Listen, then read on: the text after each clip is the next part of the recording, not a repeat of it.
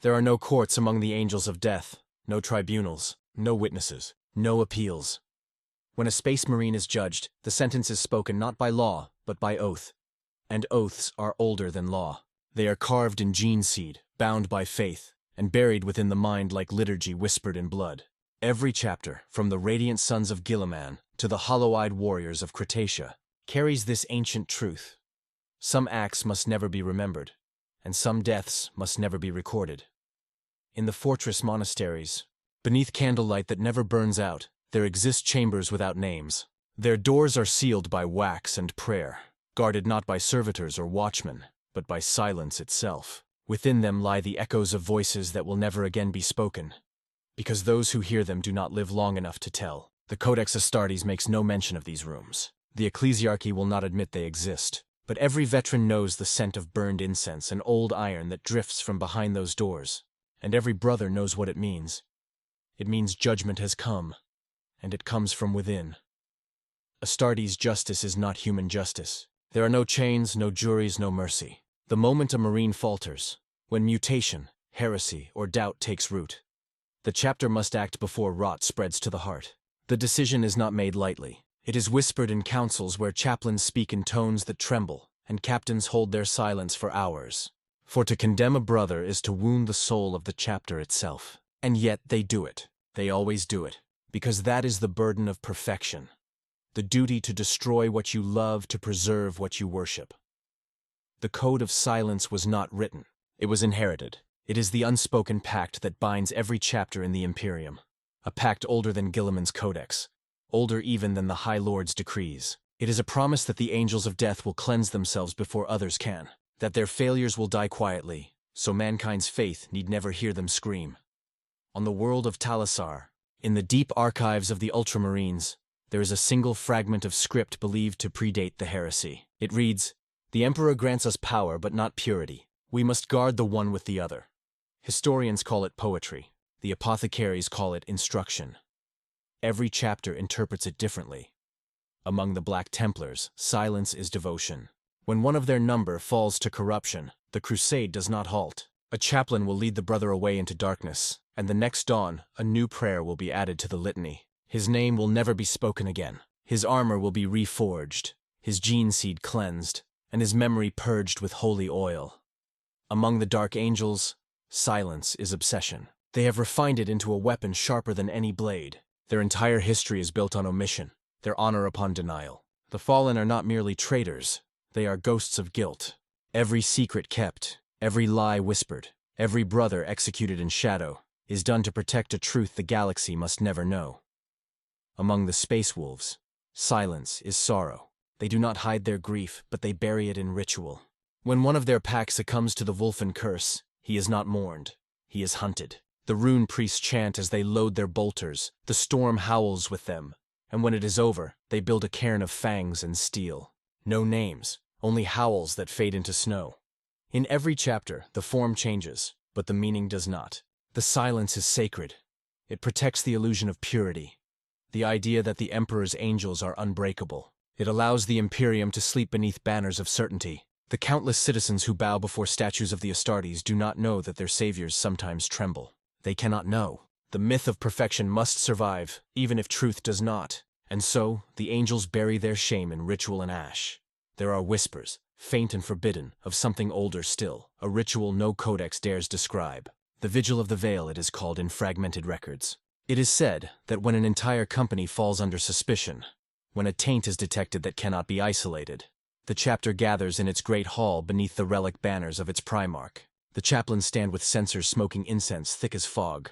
The brothers remove their helms, revealing faces carved by war and faith, and one by one they recite the oaths of loyalty. Each oath is met by silence. Each silence grows heavier, until at last the captain names the one who will not speak, and then the room erupts in prayer and gunfire.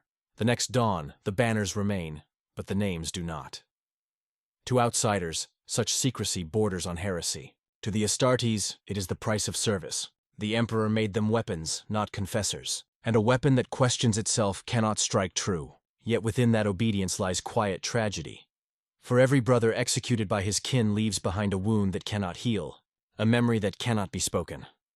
Some chapters have kept the echoes of these moments in their halls. On Baal, the Blood Angel's librarium holds red-stained glass etched with the names of those who fell to hunger.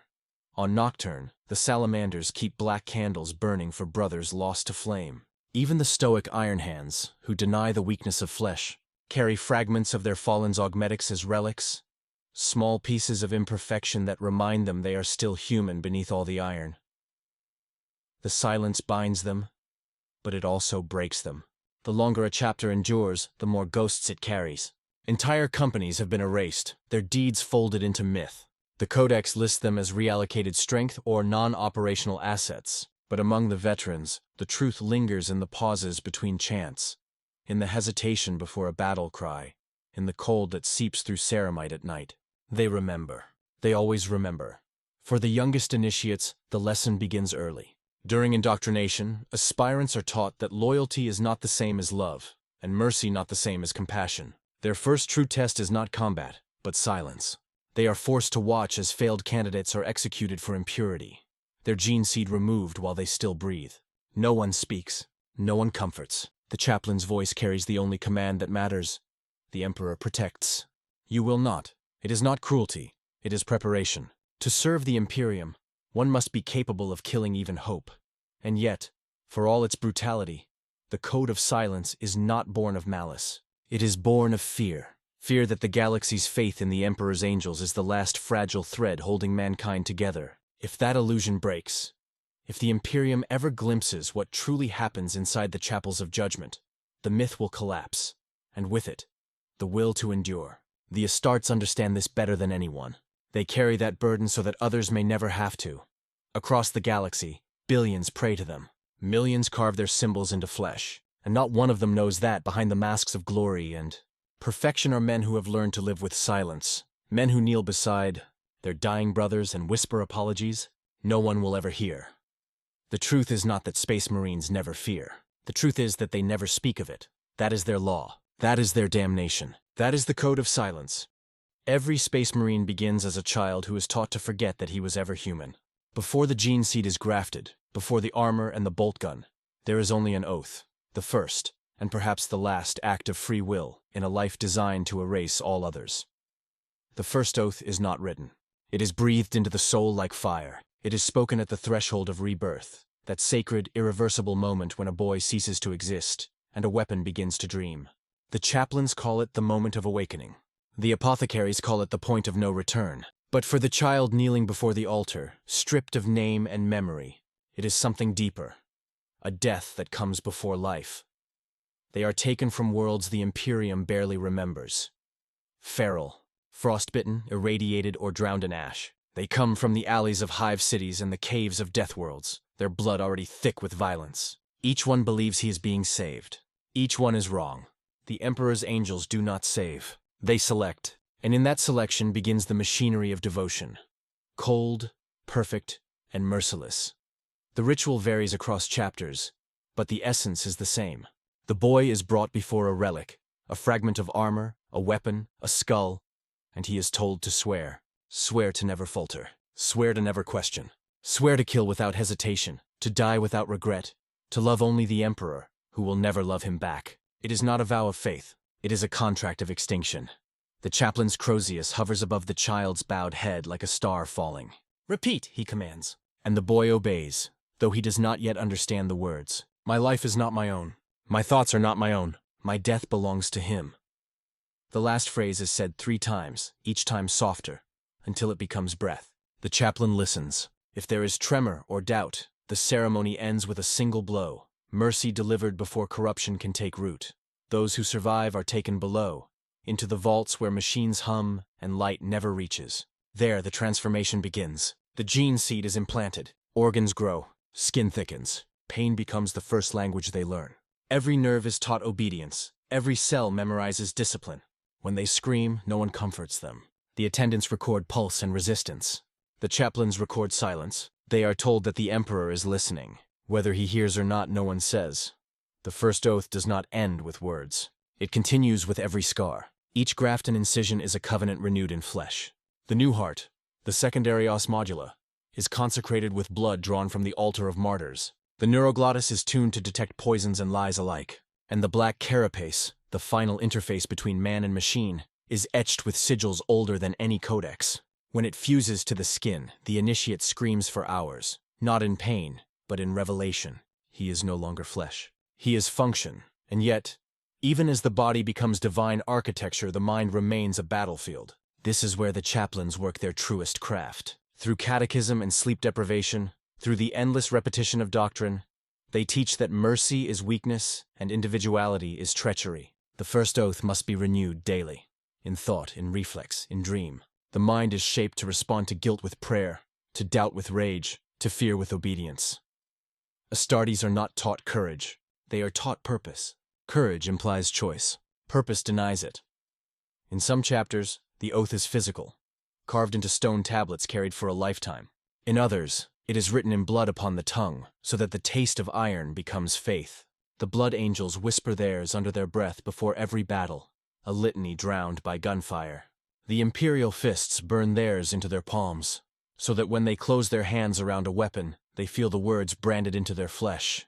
Even the stoic ultramarines, champions of codex purity, make their aspirants kneel before the statue of Guilliman and recite the phrase that defines their existence. Duty ends only when silence falls. But beneath all ceremony lies one unspoken truth. The first oath is not a promise to the emperor. It is a promise to kill the part of themselves that still remembers what it means to be human. In the early years of indoctrination, recruits are made to witness the execution of those who fail. The condemned are not rebels or heretics. They are boys who hesitated, who blinked when told to fire on a prisoner, or cried when their own flesh rejected the implants. Their deaths are public, ritualized, sanctified by thunder. The lesson is simple. Empathy is contamination. Only silence is pure, and so they learn to erase it. The more they kill, the less they question. The less they question, the more they resemble gods. And gods, in the Imperium, are not allowed to feel. The apothecaries watch the process closely. They chart the balance between sanity and sanctity, ensuring that devotion never decays into madness too early. They call it the threshold of utility. When a recruit begins to see death as prayer rather than necessity, they mark his file with a sigil shaped like a closed eye. That sigil is the seed of the code of silence, planted long before the warrior earns his armor. For the Space Marine, silence is not a habit. It is a sacrament. There are stories, forbidden, unverified, that some recruits hear voices during the oath's deepest trance. They claim to hear the Emperor not as command, but as sorrow. "I made you beautiful so that you would break," the voice whispers. "I made you perfect so that you would be alone." None survive to speak such blasphemy. The chaplains purge their records, and the apothecaries reclaim their seed. The silence resumes.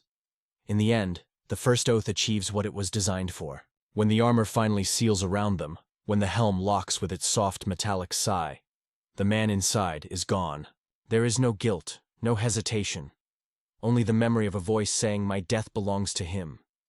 It echoes in the heartbeat, in the bolter's recoil, in the stillness that follows every victory. And yet, not all silence is complete. Sometimes, when the battlefield quiets and the smell of promethium fades, a Marine will pause. His hands will tremble just enough to feel alive. He will remember a face, not clearly, not completely, but enough. A teacher, a mother, a brother who didn't make it through the trials. For a moment, the first oath flickers. For a moment, the human underneath the god exhales. Then he whispers the words again, because he must. Because to break the oath is to break the Imperium itself. Because there are no courts among the angels of death. Only vows, only obedience, only silence. Every chapter has its first battlefield, the place where faith stops being taught and begins to bleed. For the angels of death, that moment is called the trial by fire. It is not a ritual. It is not even planned. It is the first time a brother must decide whether another brother lives or dies. And in that choice, the Astartes becomes what he was created to be. Not a man, not even a soldier, but judgment given flesh. When recruits complete the implantation process, their bodies are remade. Bone reinforced with adamantium lattices, blood enriched with oxygen-binding organs, nerves wrapped in ceramite sensitivity. But the soul, that fragile relic of humanity, remains unarmored. And so, before they are trusted with the Emperor's weapons, they are tested in the one arena that cannot be trained for. The moment when survival demands betrayal. It begins with war. Not the grand wars of the Imperium's annals. Not the sieges of hive worlds or the crusades of faith, but small wars. Forgotten wars, where mistakes vanish into dust. The Ultramarines choose jungle death worlds. The White Scars favor barren steppes. The Space Wolves prefer ice and isolation. Each chapter has its proving ground, a place chosen because it kills more efficiently than it forgives. There, the neophytes are dropped from orbit in squads of 10. No comms, no resupply, no retreat. Their only order: survive until retrieval. The chaplains call it the Emperor's silence. The apothecaries call it attrition screening. The aspirants call it hell. It is said that of every 10 who descend, 3 rise again. Of those 3, only 1 will ever speak of what happened. And even then, never in full. Because what happens on the proving ground is not just combat, it is revelation. The young Marines arrive believing in brotherhood, in the sacred unity of the Astartes. But war has its own liturgy, and it teaches faster than prayer. Within hours, they learn that bolter shells run out, that wounds fester even with enhanced biology, that hunger claws even at a post-human stomach. They learn that the Codex Astartes cannot cover every cruelty of survival. And most of all, they learn that leadership, like faith, demands sacrifice, and that sometimes that sacrifice breathes. There are recordings, classified and buried beneath layers of crypt seals on Terra. One shows a squad of Raven Guard initiates, trapped in the ruins of a Xenos outpost. Vox distortion fills the air. Static, heartbeat, distant gunfire. A wounded Marine, barely 20 in biological years, whispers, "Brother, I can't feel my legs." Another voice answers, calm, detached, "Then you do not need them." A single bolter shot follows. The feed cuts. The apothecaries who later recovered the gene seed logged it as standard termination, contamination risk. But those who watched the footage understood the truth. The trial was not about infection, it was about mercy. And mercy, in the Astartes, is the first sin.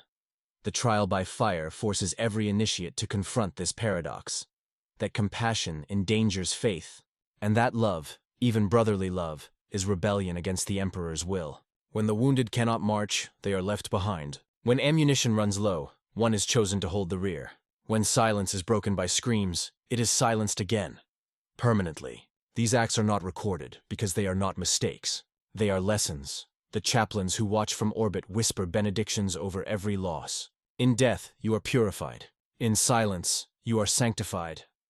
The words are old, carried from the unification wars when the first legions were still being forged. They were never meant for the enemy. They were meant for the brothers who had to become killers twice over, once against the foe and once against themselves. For some chapters, the trial ends in triumph. For others, it never ends at all. The flesh terrors, cursed heirs of the Blood Angels, have turned the trial by fire into something darker. Their initiates are sent into battle without restraints, told only to feed the hunger. When the fighting stops, the chaplains count the dead, and not all of them are enemies. Those who return, eyes red with bloodlust, are anointed as true sons of Sanguinius. Those who do not return are never named. The Iron Hands, by contrast, strip their initiates of emotion altogether. When one brother falls, his augmetics are salvaged for another. Perfection is reclamation, their tech Marines say. Flesh is not lost if it serves again. The lesson is brutal but clear. The body is expendable, the mission eternal. But perhaps the most haunting trial belongs to the salamanders, those rare few who still remember what compassion feels like. Their initiates are tested not through slaughter, but through choice. They are made to save civilians during an assault, forced to divide their strength between the helpless and their squad. When one inevitably dies, the survivors are told to reflect on their failure. The chaplain's words are always the same. There is no innocence in war, only priorities. Even kindness in the Imperium must be weaponized. The trial by fire does more than shape the Astartes. It divides them, forever. The bonds forged in that crucible are absolute, but so are the scars. A Marine will never forget the face of the first brother he abandoned. It becomes a silent mark, buried deeper than any tattoo, resurfacing in dreams and prayers. When he later stands in a council of judgment, when the code of silence demands that another brother die, he will remember that first moment and how it felt to pull the trigger, and he will understand why no one speaks afterward. In the aftermath of the trial, survivors are gathered in the great halls of their fortress monasteries. There, beneath banners heavy with dust and incense, they kneel before the relics of their primarchs. The chaplain recites the final verse.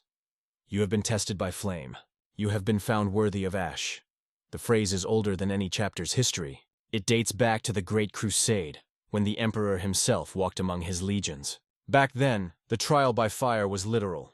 Aspirants were placed in plasma furnaces and ordered to endure for as long as their bodies could bear. Those who lived emerged scarred and blessed. Those who died were deemed consumed by zeal. The meaning has changed over millennia, but the essence remains. Faith is proven only through suffering. The apothecaries collect the gene seed of the fallen, their white armor flecked with soot and blood. They do not mourn. They categorize. Each fallen brother becomes data, a contribution to the perfection of the gene line. In their reports, emotion is omitted. The Emperor's work does not require sentiment.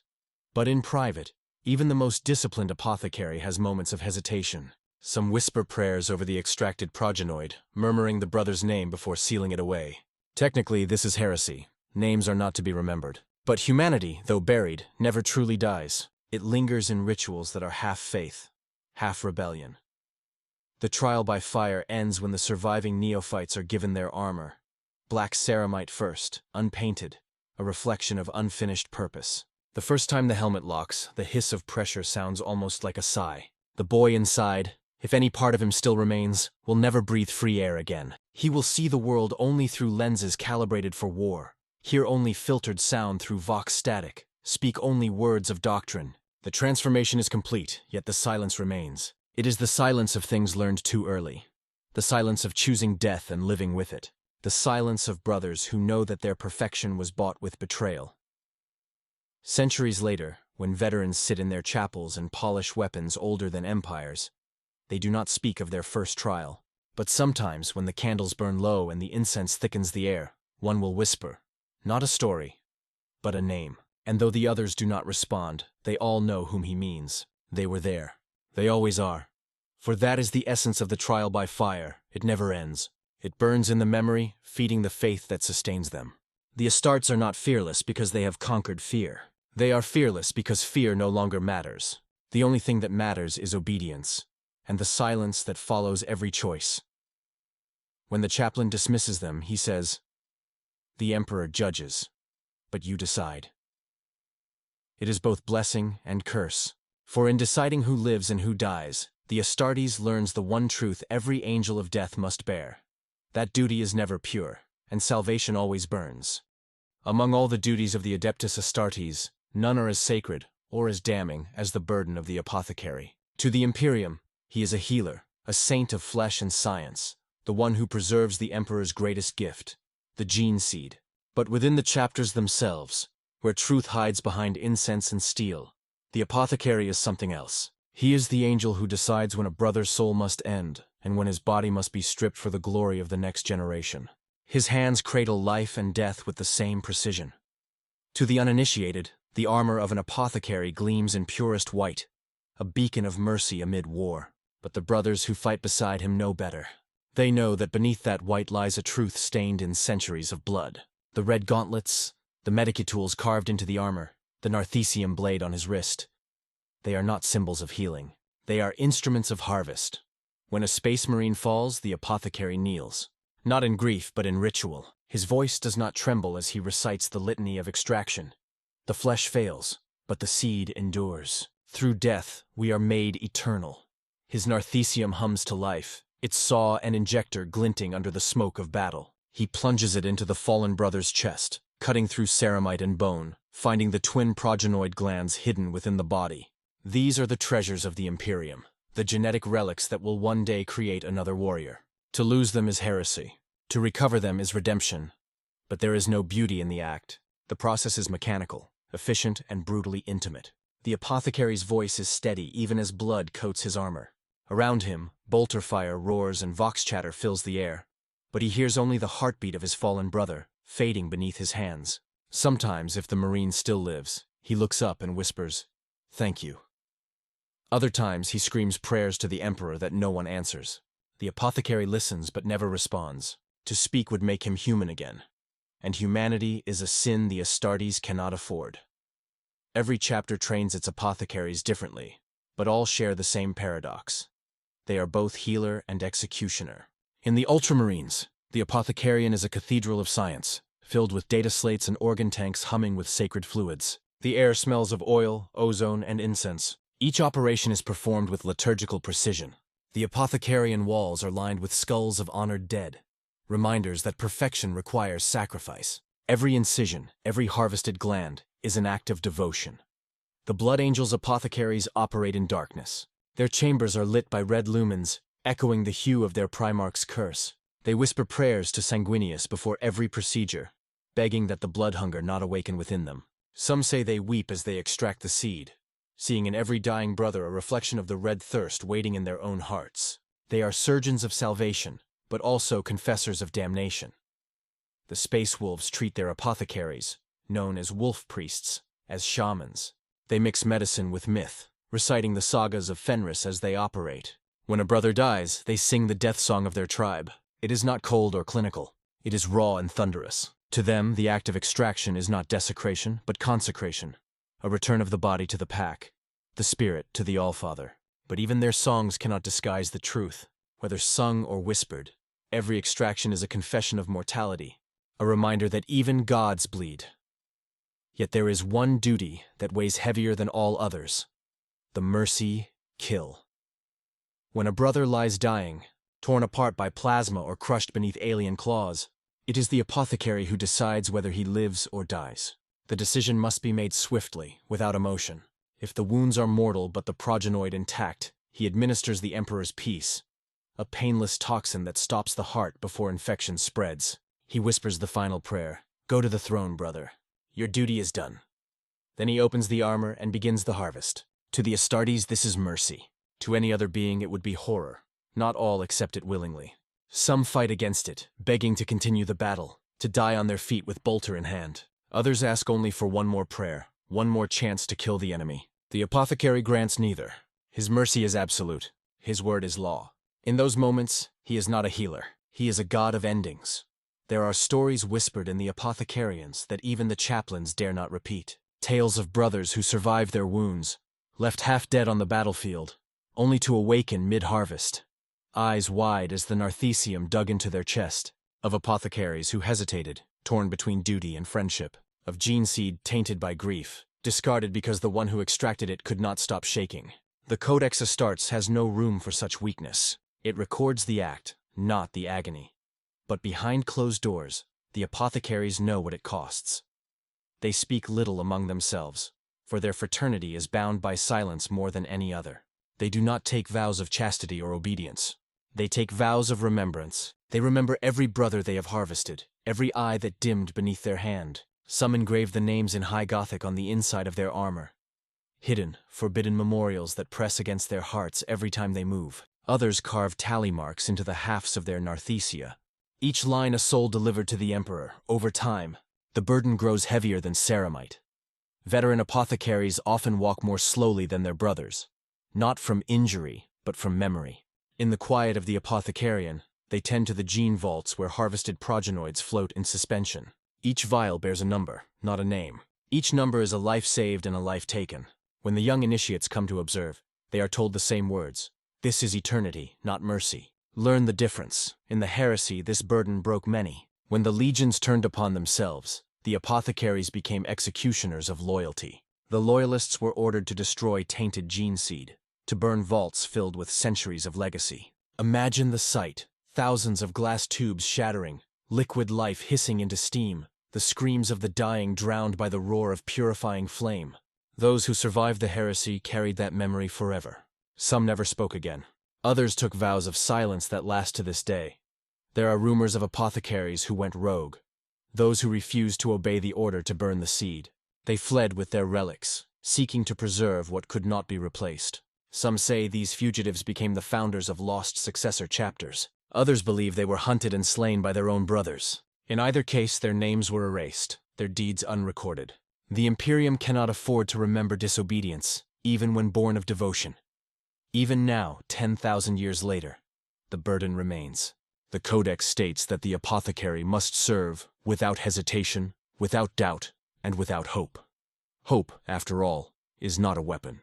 It cannot heal, cannot kill, cannot endure. Yet on the darkest nights, When campaigns drag on for years, and the air of the apothecarian grows heavy with promethium and rot, even an apothecary will kneel beside the sarcophagus of a fallen dreadnought and whisper, "Forgive me, brother.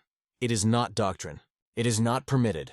But in that moment, the healer remembers he is also human. On Macragge, the Ultramarines keep a sealed chamber known only as the Vault of Seeds. Inside, thousands of glass vials shimmer like stars. Each contains the essence of a warrior who died so another might live. The apothecaries enter one by one, kneel before the glowing rows, and pray, not for forgiveness, but for endurance. The walls are carved with a single phrase in High Gothic, "That others may rise." That is the apothecary's creed, the paradox at the heart of his service. He preserves life by taking it. He honors the Emperor by killing swiftly. He ensures eternity through death. There is no glory in it, no triumph, only duty. And yet without him the Imperium would crumble. For every warrior who falls, another must rise. The gene seed must endure. The bloodline must remain pure. And someone must be willing to stain his soul so that others may call themselves holy. So the apothecary continues his work. On the battlefield, his white armor shines through smoke and fire, a beacon not of salvation, but of closure. When his brothers see him approach, they feel both gratitude and dread. Gratitude, because he will ensure their legacy. Dread, because if he kneels beside them, it means the end has come. To outsiders, he is an angel of mercy. To those who know, he is the quiet reaper, the keeper of the Emperor's most fragile gift, the one who hears the last words of every dying space marine and carries them unspoken to the grave. That is his burden. That is his curse. And he bears it with the silence of a saint and the sorrow of a god who knows that every act of healing begins with a cut. If the apothecary is the Imperium's quiet reaper, the chaplain is its voice of thunder. He is the priest of the battlefield, the one who speaks the Emperor's will when even faith trembles. Where the apothecary deals in silence, the chaplain deals in sound. The hammer of his Crozius, the roar of his Vox Grill, the chant that cuts through fear and heresy alike. But behind that black armor and skull-helmed visage lies a burden as heavy as any gene seed vault, the burden of judgment. The chaplain is not simply a preacher. He is the soul keeper of the chapter, the one who must ensure that faith never falters, that doubt never metastasizes into corruption. He listens to confessions that no one else can hear, and he decides when prayer is no longer enough. He knows every brother's fears, every weakness buried beneath oaths and scars.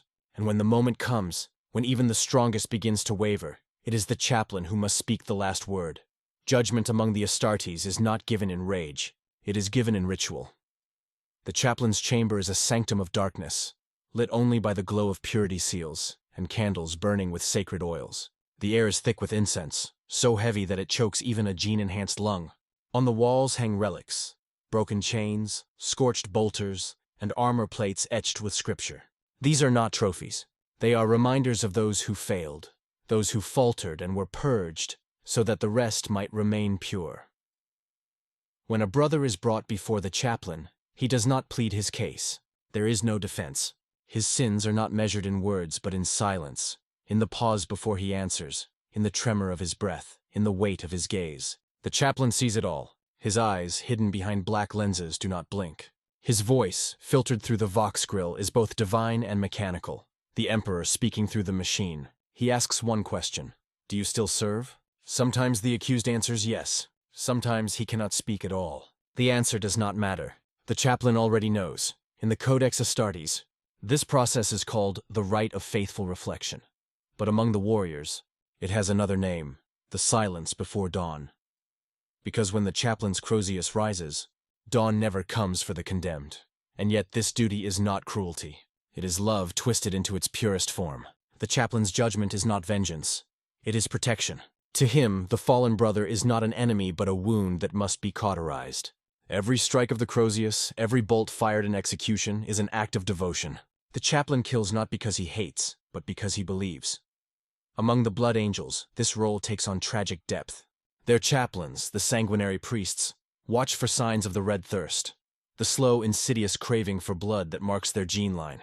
They see it in trembling hands, in the widening of pupils, in the faint scent of copper that lingers after battle. When the thirst becomes uncontrollable, the chaplain does not call for aid. He calls for solitude. He walks the afflicted brother into the catacombs beneath the monastery, where statues of Sanguinius watch with stone eyes. There, amid silence and dust, he raises his Crozius. The last words the fallen hear are always the same. You are forgiven. The chaplain never weeps. But afterward, the walls weep for him, streaked with blood, scented with grief. In the Black Templars, judgment is fire. Their reclusiarchs lead crusades against heresy both within and without. When one of their own shows weakness, hesitation in battle, doubt in faith, he is summoned to the chapel of the crusade. There, before the relic of Sigismund's blade, the chaplain recites the litanies of purity, while the accused repeats his vows. If the chaplain senses falsehood, he ignites the brazier and presses the iron seal of the aquila against the brother's flesh. If the scream carries a note of guilt, the next strike ends it. To the Templars, truth is proven only by endurance. The Dark Angels take it further still. Their chaplains are inquisitors in all but name, keepers of secrets that could unmake empires. They call their condemned the fallen. The interrogations can last weeks, months, even years. The chaplain does not seek repentance. He seeks confession. He will tear the truth from the soul if he must. When the end comes, it is swift. The Crozius falls, and the sinner's body is burned. The ashes are scattered into the void, nameless, untraceable. To the Imperium, the brother died a hero. Only the chaplain knows otherwise. Across all chapters, the ritual varies, but the burden does not. To judge a brother is to wound oneself. The chaplain bears scars no apothecary can heal. Some speak of dreams that haunt them, the faces of those they executed, the voices whispering prayers in sleep. Others grow silent, their sermons reduced to whispers, their eyes hollow behind their helms. They carry the weight of purity like a cross, each judgment another nail. Yet they endure, because the alternative, to let impurity fester, is worse. There is one ritual the Imperium denies ever existed: the mirror vigil. It is said that every chaplain, before his own ordination, must stand before a mirror of obsidian, lit by the fire of burning incense. He removes his helmet and stares into his reflection until he no longer recognizes it. Then he speaks the oath. I am his voice, not his hand. Yet I must strike as he would. Those who hesitate are never seen again. Those who continue carry that image for the rest of their immortal lives. The memory of a face they once called their own, now a mask of faith and fear. It is said that on the eve of battle, the chaplains pray not for victory but for clarity. They ask the Emperor to guide their sight, to let them recognize corruption before it takes form. To mortals, such prayers might seem paranoid, but to a chaplain, corruption is not a thing seen. It is felt. A tremor in the air. A weight behind the eyes. A moment's hesitation before a kill. When that feeling comes, they know what must follow. They prepare the rites, oil their weapons, and whisper, "Better one die in faith than 100 fall in doubt." In rare moments, when the war is over and silence returns to the fortress monastery, the chaplain removes his helm. He stands alone before the statues of heroes, his face lit by candlelight. There, in private, he does what he forbids others to do.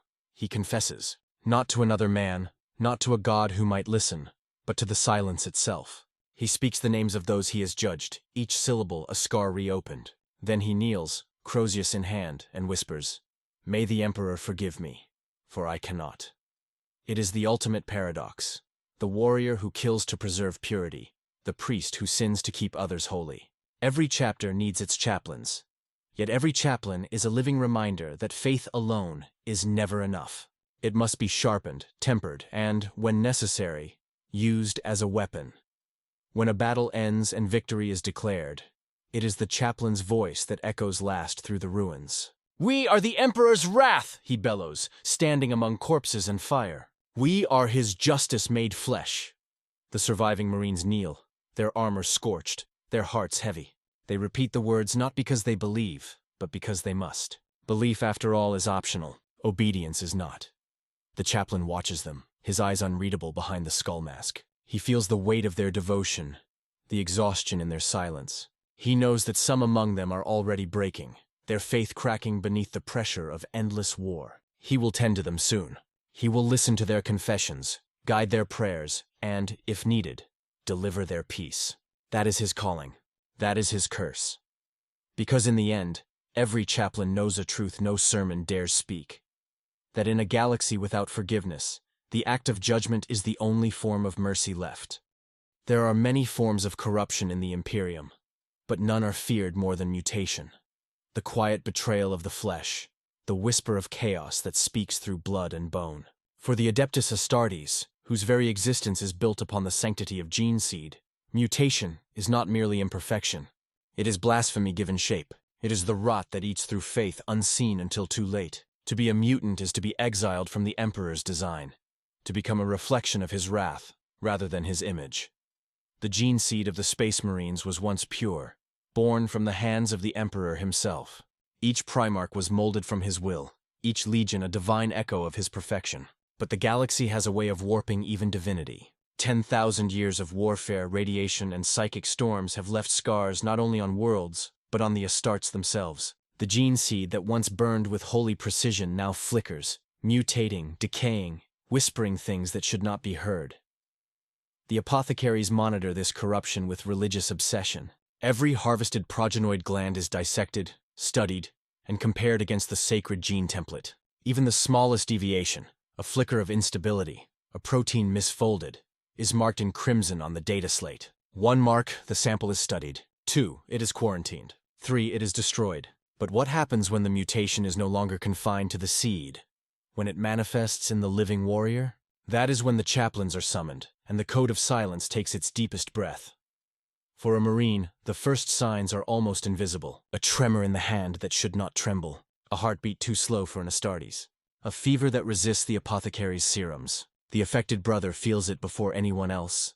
A shadow in his thoughts, a new hunger in his veins. He prays harder. He trains longer. He kills faster. But deep inside he knows. The Emperor's light no longer burns cleanly within him. Something else has begun to breathe. The Blood Angels call it the Red Thirst. The Flesh-Tearers call it the Hunger. The Space Wolves call it the Curse of the Wolfen. The Lamenters, in their quiet despair, do not name it at all. To each, the experience is different, but the result is always the same.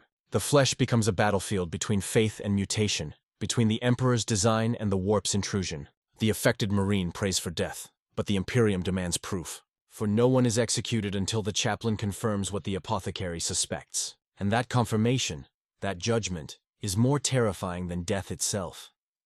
Imagine a warrior who has served for centuries, who has slain heretics and Xenos without hesitation, who has carried the banners of the Imperium through fire and nightmare. Imagine that warrior kneeling now before his brothers, trembling. His armor is stripped away. His scars, once marks of pride, now look like veins of infection. The chaplain circles him, chanting the litanies of purity, each word burning through the air like a verdict. The apothecary scans the warrior's vitals, his auspex whispering warnings. And the captain, the brother he once fought beside, stands silent, because to speak would make this human again. If the readings confirm mutation, there is no appeal. The chaplain lowers his crozius, and the apothecary injects the sanctified toxin. It is said that the toxin burns like holy fire, purging the soul before the body collapses. The brothers chant prayers not of mourning, but of cleansing.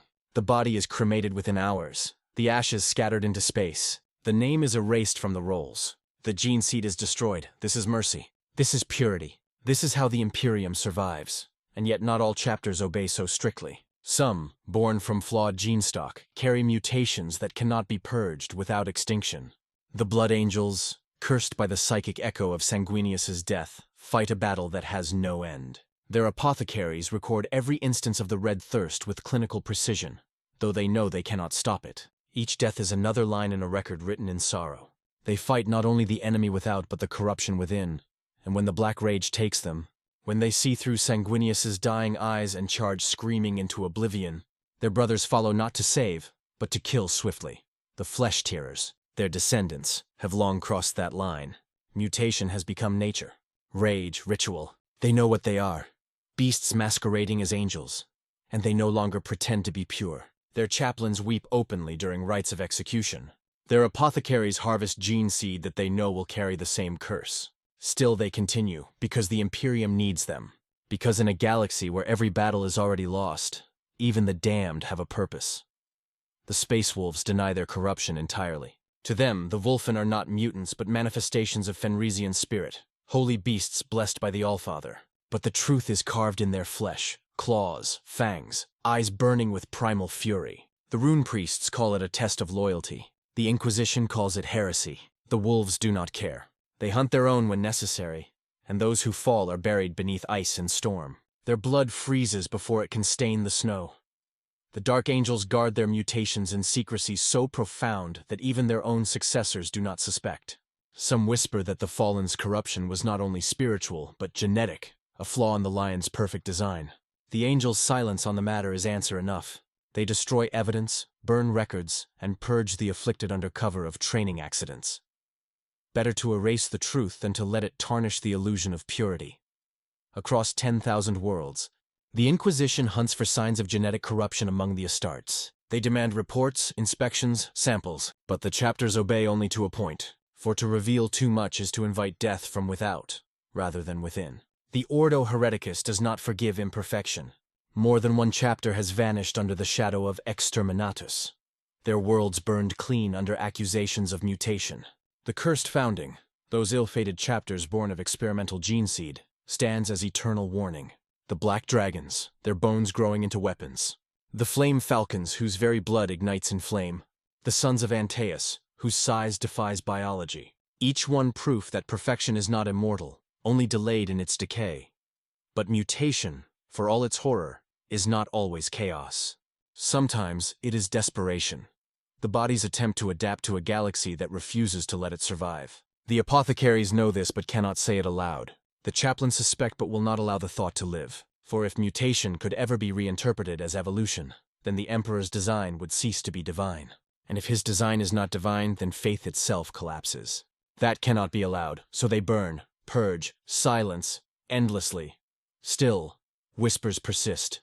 On the death worlds where experiments were once conducted, strange figures have been seen. Astartes who bear the mark of old legions long declared extinct.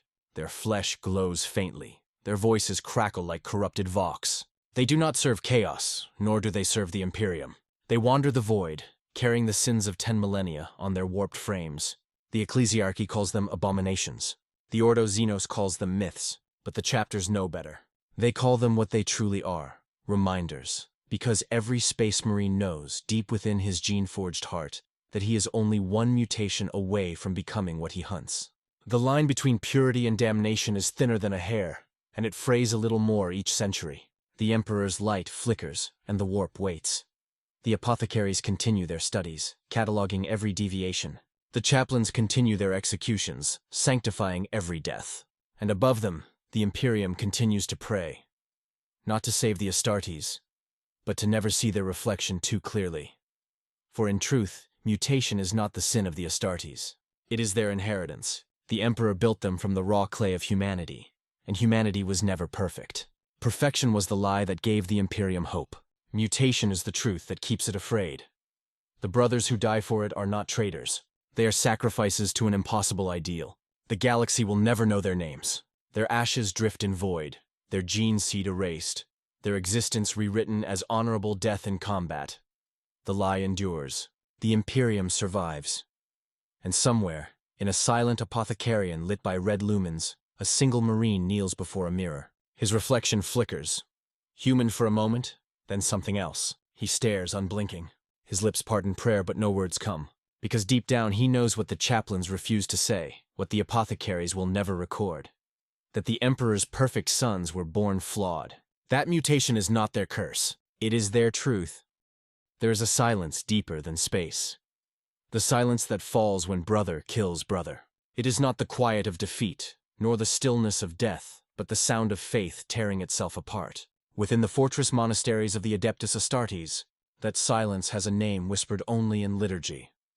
The cleansing of brotherhood. It is the final measure of loyalty. The act that proves a chapter still remembers what purity means. For in the Imperium of man, corruption is not a foreign invasion. It is a contagion of thought, of whisper, of memory. It spreads through eyes, through doubt, through dreams. And when that contagion reaches a squad, a company, or an entire chapter, the cleansing begins. No alarm is sounded. No edict is issued. The order comes as a sealed data slate, carried by the chaplain or the captain, encoded in the highest sanctum of the chapter's voxnet. The words are few, but they carry the weight of extinction. Prepare the rite, containment required. That phrase means death, not for one, but for many. The cleansing does not begin with fire. It begins with prayer. The chaplains walk through the barracks, their croziuses dim, their armor unpainted. They do not shout. They whisper. The brothers kneel. Their weapons are checked, their seals renewed, their banners lowered. Even the servitors are turned away. What happens next must not be seen by any machine, must not be recorded in any archive. It is as if the chapter itself ceases to exist for a single night, vanishing from history and sound alike. When the last prayer fades, the brothers turn on one another. The first shot is always merciful, a bolter to the helm, clean and final. But mercy does not last long. When corruption runs deep, the lines blur. One brother claims purity, while another bleeds his faith across the floor. The chaplain oversees it all, silent, his crozius heavy in his hand. He does not stop them, he cannot. To interfere would be to take sides, and in the cleansing there are no sides left. There is only obedience, and ash. It is said that when the flesh-tearers cleanse, their halls echo with screams. The rage that defines them turns inward, consuming what remains of their reason. They kill quickly, brutally, almost joyfully. When dawn rises over their chapter world, the blood still runs down the stone steps, and the chaplain writes a single line in the record. The hunger is sated. No explanation follows. The dark angels, by contrast, perform their cleansings in absolute silence. Their victims vanish, their records erased, their quarters sealed in black wax. Centuries later, a new recruit may find a sealed chamber in the rock, the walls lined with dust, the air still heavy with incense. He will not ask, he will not open the door. The statues inside, faceless and still, are enough to teach the lesson. Loyalty ends where knowledge begins. For the Ultramarines, cleansing is mathematical, calculated, controlled. When corruption is suspected, the squad is isolated, their data feeds rerouted, their names flagged in the chapter's records. The apothecaries perform tests, the chaplains deliver sermons, and the captain waits. If the results confirm impurity, the order is issued. Exterminatus localis, a sealed detonation, a contained purge. The planet continues. The chapter remains pure. The names are deleted. The codex is preserved. But the worst cleansing of all belongs to the cursed chapters. Those who know corruption, not as infection, but as inheritance. The blood angels and their kin have performed this rite so often that it has become part of their identity. They call it the Red Mass. It begins with a feast, a gathering of brothers under candlelight and gold chalices. They drink sacred blood wine, reciting oaths of purity. Then, when the first among them succumbs to the red thirst and lashes out, the others rise as one. The ritual turns from celebration to massacre. When it ends, the candles burn down to smoke, and the floor is slick with crimson. The chaplain blesses the dead and whispers, "May your hunger feed the stars." Some say the emperor himself decreed the cleansing of brotherhood after the heresy, when he saw what became of his sons. Others claim it is an invention of the High Lords, a way to ensure that no chapter grows too powerful to question. The truth, as always, is buried under centuries of ash. But one fact remains. The Astartes believe in cleansing not because they love purity, but because they fear memory. Every traitor began as a brother. Every heretic once wore the same armor, spoke the same prayers, fought for the same dream. And if it happened once, it can happen again.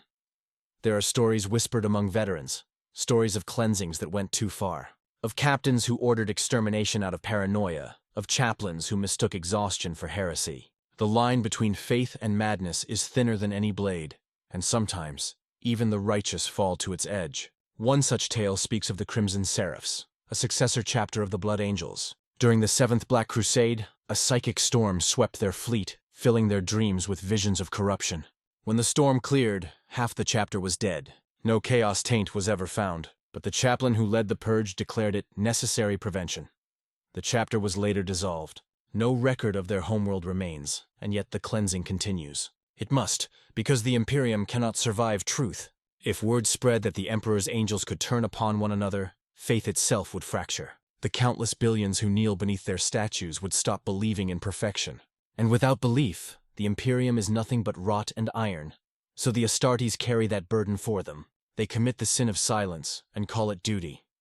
The aftermath of cleansing is worse than the act. The surviving brothers wander the halls like ghosts, their armor scrubbed of blood, but not memory. The chaplain gathers them in the Chapel of Atonement. He recites the names of the fallen once, and only once. Then the record is burned.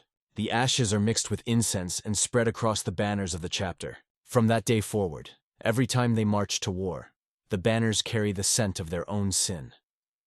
There are no medals, no honors, no songs. The Imperium will never know. The galaxy will only see the angels of death descending once more from orbit, immaculate and divine, their purity unquestioned.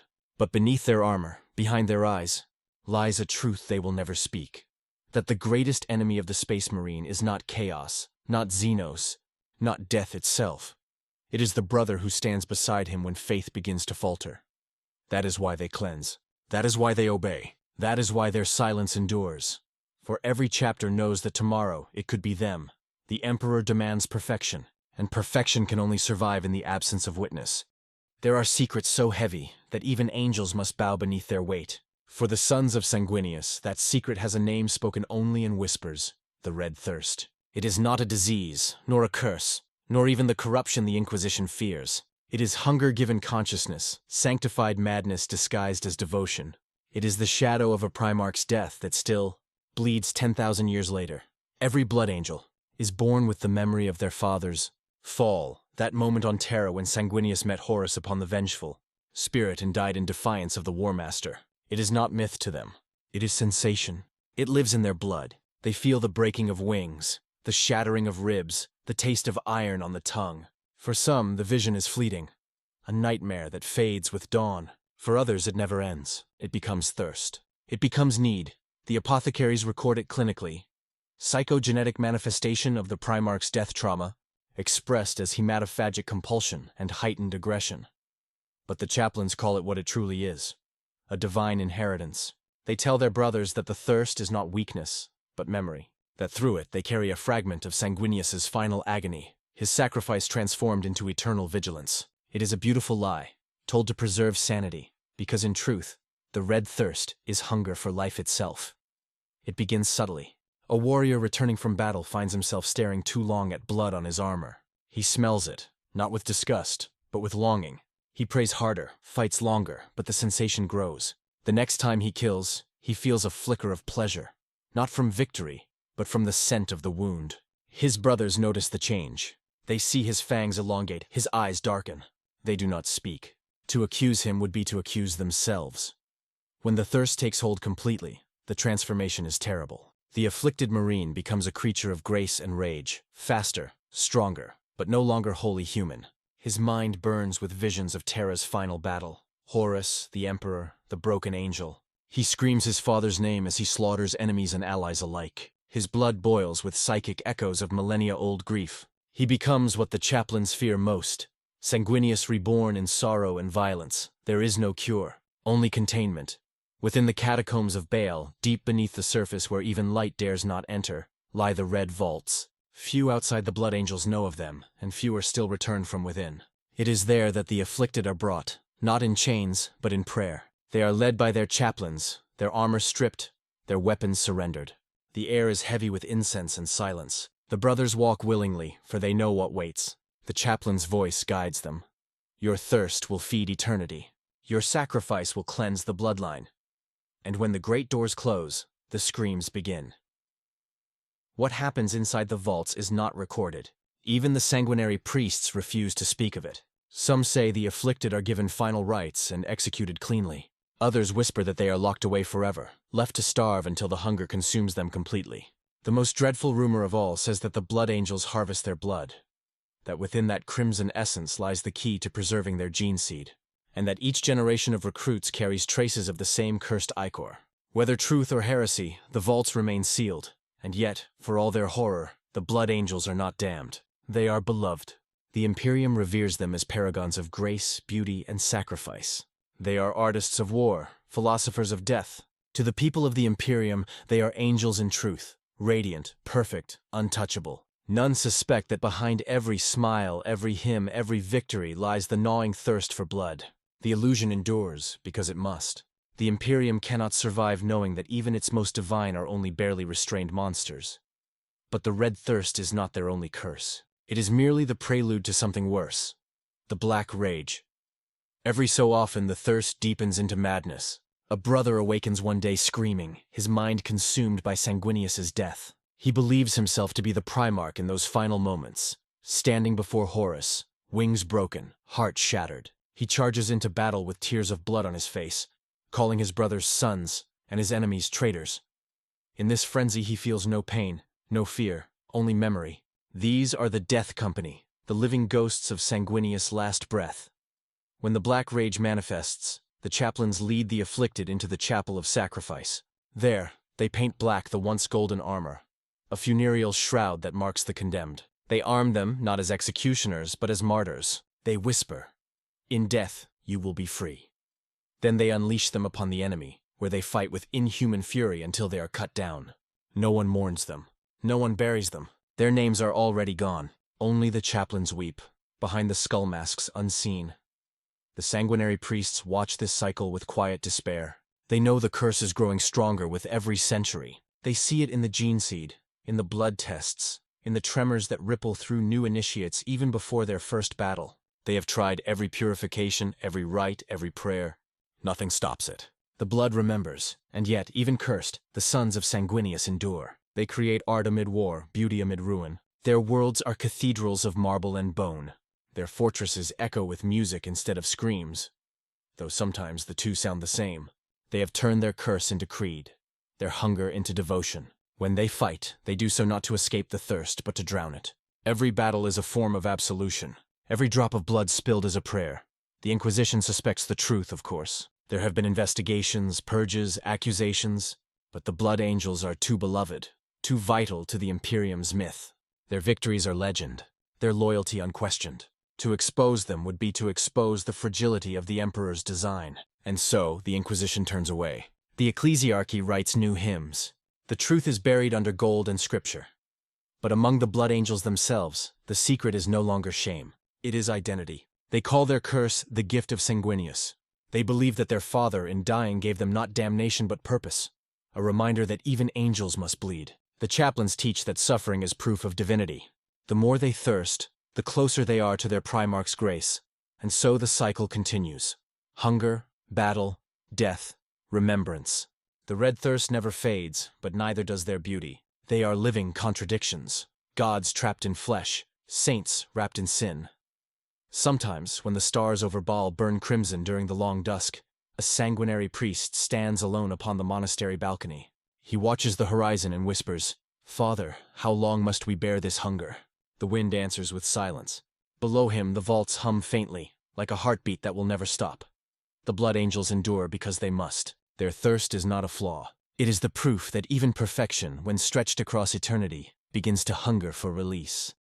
There is a special cruelty reserved for the most devout. The Imperium teaches that faith is salvation, that the Emperor protects those who believe without hesitation, without question.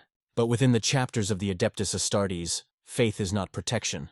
It is the weapon that kills the purest first. For the more a warrior believes, the faster his flame burns. And all flames, no matter how holy, consume themselves. The death of the faithful is not a ceremony.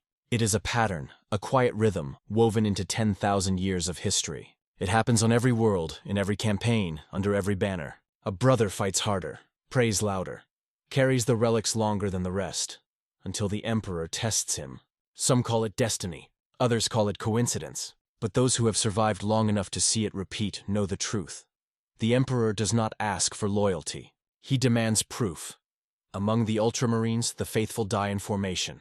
Clean, ordered, exemplary. Their chaplains record every loss in perfect script, noting each prayer spoken in the final moments. The fallen are named exemplars of codex conduct, their lives preserved as lessons for others. But behind that perfect symmetry lies tragedy. It is always the most obedient, the most disciplined, the most devoted who die first. The brothers who never questioned, never hesitated. They are the foundation upon which the survivors stand. Guilliman's sons understand this, even if they never say it aloud.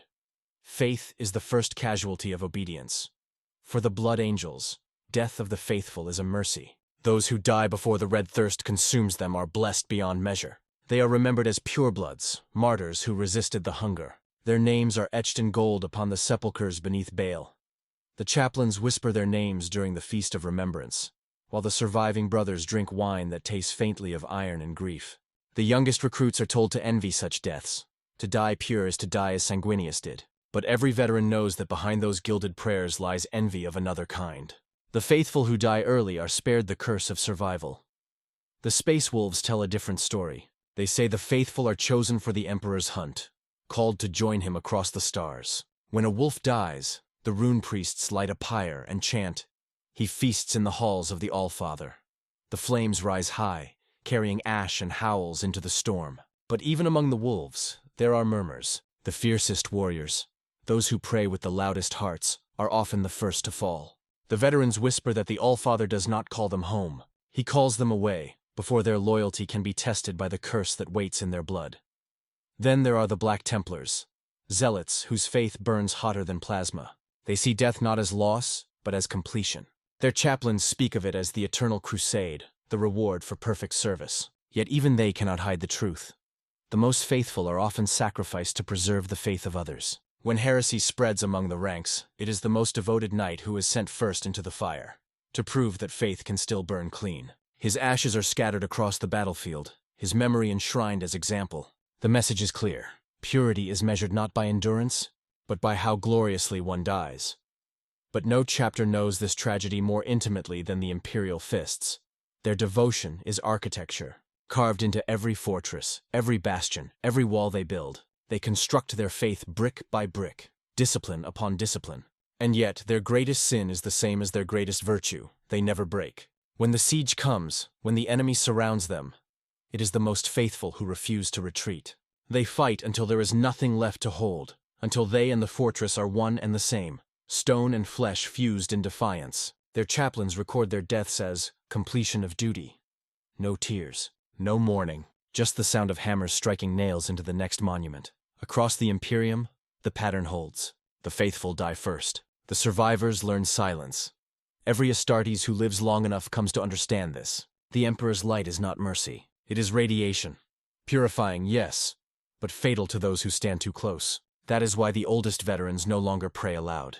Their faith is internal, wordless, stripped down to obedience and memory. They have seen too many bright spirits extinguished by their own devotion. They whisper to themselves during battle, "Faith burns, duty endures." The chaplains know this truth better than anyone. They preach purity with one breath and bury its victims with the next.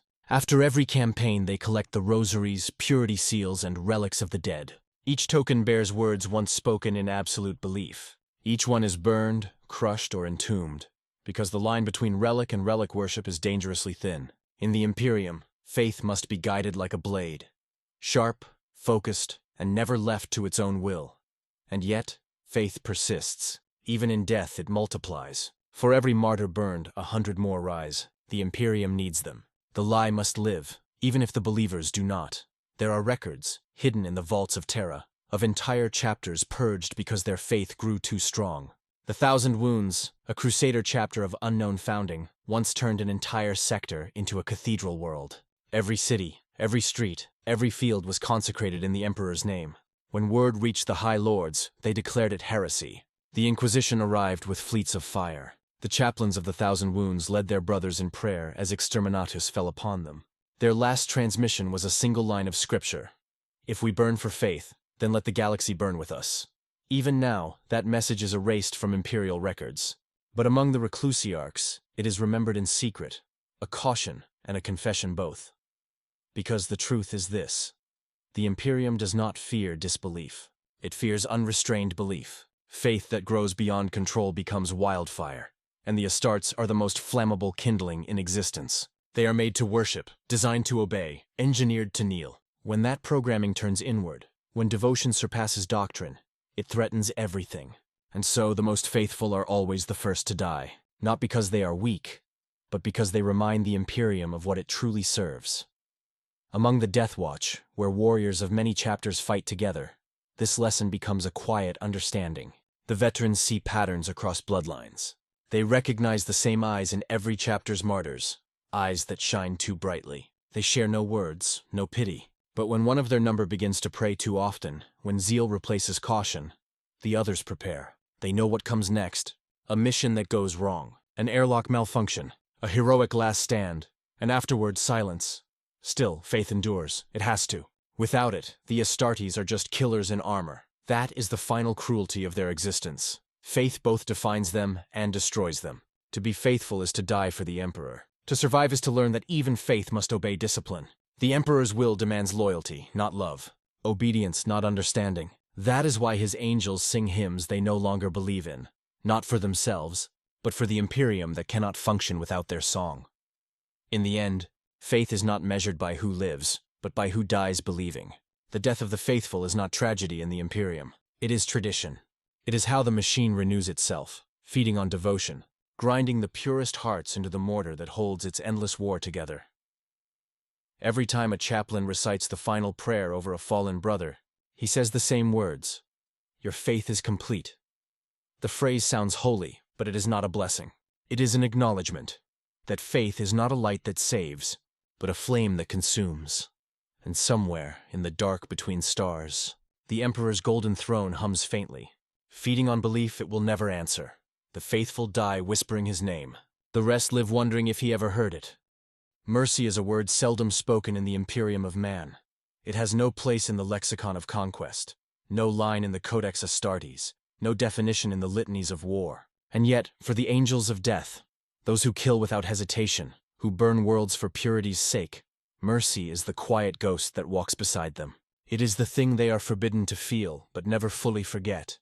The Emperor's mercy is not kindness. It is not forgiveness. It is the moment when violence becomes prayer. When the killing of a brother, an enemy, or an entire world is done not out of hatred, but love. To outsiders, it is indistinguishable from cruelty. But within the Astartes, where emotion is honed to function, mercy has become the most dangerous virtue of all. Every chapter has its own interpretation. To the Ultramarines, mercy is order, the act of restoring balance through necessary destruction. When a population rebels, they call it pacification. When a brother falls to doubt, they call it correction. They believe the Emperor's mercy lies not in sparing life, but in ensuring that death serves purpose. And so they kill with precision, their faith written in numbers and logic. It is mercy without compassion, mathematics sanctified by doctrine. The Blood Angels believe mercy to be beauty, the ability to grant a clean death to those who suffer. When one of their own succumbs to the Black Rage, they do not mourn him. They embrace him as a saint of death, one whose agony will inspire others. Their mercy is art, red and gold and glorious, a dance of blades under the shadow of tragedy. They sing hymns as they strike, their voices trembling with love and despair. For them, to kill the fallen is not duty, it is grace. The Space Wolves see mercy as honor. They speak of it as the final hunt, the moment when a warrior, wounded beyond healing, meets death with laughter and defiance. Their mercy is not soft or quiet. It is a howl in the storm, a farewell to battle. When a wolf priest ends his brother's life, he drinks a drop of the fallen's blood before igniting the pyre. It is not ritual, it is kinship. Their mercy is savage but sincere. But for most Astartes, mercy is neither doctrine nor choice. It is the final test of obedience. When a Marine kneels before a dying enemy, human, Xenos, or brother, he feels the faint stirring of the man he once was. It is the only moment when the perfect soldier remembers imperfection, when the armor feels heavier, when the silence inside the helmet becomes unbearable. That is the true battle, not the fight against heretics, not the struggle against chaos, but the war within, between what they are and what they were made to be. The chaplains teach that mercy is the Emperor's alone. He judges, we execute. The phrase is repeated so often that it becomes reflex. But deep down, even they know that judgment and execution blur together. Every death delivered in the Emperor's name is a prayer asking to be heard. Every pull of the trigger is an unanswered confession. There are stories whispered in the apothecarians of brothers who faltered, who, in the heat of battle, hesitated before killing a wounded foe. Some spared the enemy, others spared a brother overcome by mutation or doubt. None survived long after. Mercy, when discovered, is treated as infection. It spreads through the ranks like heresy, softening the edge of devotion. The chaplains purge it with sermons and fire. The apothecaries purge it with toxins. The records are amended, the names forgotten, but the whispers remain. Even the Emperor himself is not innocent of this paradox. For what greater act of mercy could there be than the one he performed on Horus? The legends tell us he hesitated, that for one instant he looked upon his favored son and saw not the war master, but the child he had raised. In that moment, he chose mercy over destruction, and the galaxy burned for it. It is said that his final strike was not vengeance, but sorrow. The power that killed Horus and crippled the Emperor was not rage, it was grief given form. The Astartes know this, though they will never say it. They understand that mercy and ruin are bound by the same hand. That is why they fear it. That is why they destroy it wherever it appears. Because mercy, in its purest form, reminds them that they are not gods, merely men pretending to be divine. In some chapters, The phrase, "the Emperor's mercy," has become euphemism for execution. When a brother is too wounded to fight, too tainted to save, or too lost to reason, the apothecary kneels and delivers the Emperor's mercy with a blade or a toxin. The words are always the same. He forgives you. But the tone is hollow. No one knows if forgiveness truly exists in the Imperium. It is a comfort spoken for the living, not the dead. There are moments, rare and unspoken, when mercy takes another form: the refusal to kill. When a Marine spares a civilian, a child, a heretic who begs for life. These moments do not enter the records, but they happen. The Astartes who commit them never confess, never speak of them. They bury those memories deep beneath layers of discipline and doctrine. But sometimes, in the quiet between battles, they see those faces again. They remember the eyes that looked at them not with faith or fear, but with recognition. The look that said, "You were human once." That memory becomes their curse. The next time they fight harder. Not for victory, but to drown that ghost in noise and blood. The Emperor's mercy, after all, leaves wounds that never close. The Inquisition, in its endless scrutiny, has no patience for such weakness. To them, mercy is heresy. It is deviation from purpose. They say the Emperor's throne is powered by sacrifice, not sentiment. And yet, even the Inquisitors know that the machine of faith requires illusion. Without the idea of mercy, the Imperium would eat itself alive. Billions would cease to obey if they believed the Emperor demanded only suffering. So they allow the myth to persist. The idea that somewhere in the unreachable heart of mankind's God, there is still compassion. The chaplains keep that myth alive. They speak of the Emperor's mercy in sermons, painting it as light that cleanses, not destroys. The brothers listen, though none truly believe. But belief is not required. The act of pretending is enough. In a universe of endless death, the illusion of compassion is the only thing that keeps the angels of death from collapsing under their own perfection. There are those who claim to have seen it. True mercy, unfiltered and real. They speak of the silent watchers, those mysterious hooded beings who appear at the moment of a chapter's fall, standing wordless among the dead. Some say they are the Emperor's emissaries, come to offer peace before the end. Others claim they are simply hallucinations, fragments of conscience made visible in the haze of war. Whatever they are, those who see them always describe the same thing. They do not speak, they do not judge, they only watch, as if to say, "Enough." Perhaps that is the Emperor's true mercy. Not forgiveness, not salvation, but an ending, a stillness after millennia of noise. When a space marine dies, the apothecary kneels and whispers, "The Emperor knows your name." Whether it is true or not, does not matter. The faith it inspires keeps the next Marine fighting, and the next, and the next. The machine continues. The war endures. The illusion remains unbroken.